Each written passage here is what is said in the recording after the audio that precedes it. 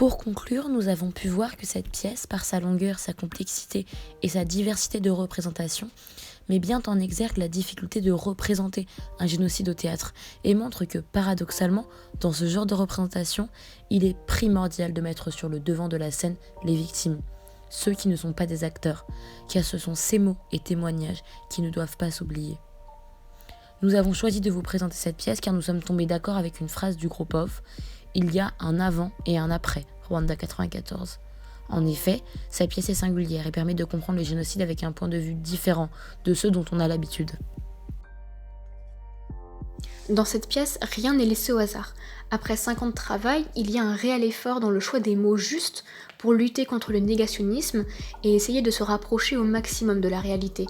On le voit par exemple dans ce dernier extrait que nous voulons vous montrer sur l'emploi du terme tragédie par les médias et de la nécessité d'y mettre le mot génocide.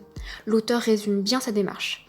Pour lui, les anciens morts, que le théâtre seul peut faire revivre, viennent déranger les vivants. Reviendra longuement sur les origines de la tragédie rwandaise. Mais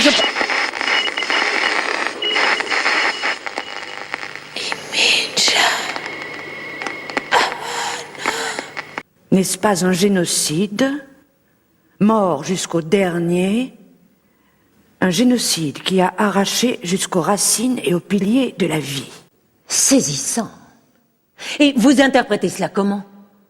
Je puis me tromper, et je ne voudrais ni vous vexer ni vous intimider, mais je crois que l'apparition réagit à sa façon à quelque chose que vous avez dit. Moi?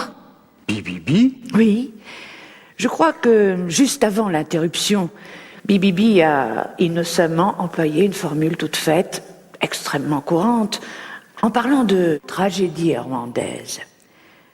J'ai moi-même été légèrement choqué, bien qu'habitué à cette tournure chez les autres journalistes, et je crois que les morts ne supportent plus ce langage indéfini, sans victime, sans bourreau.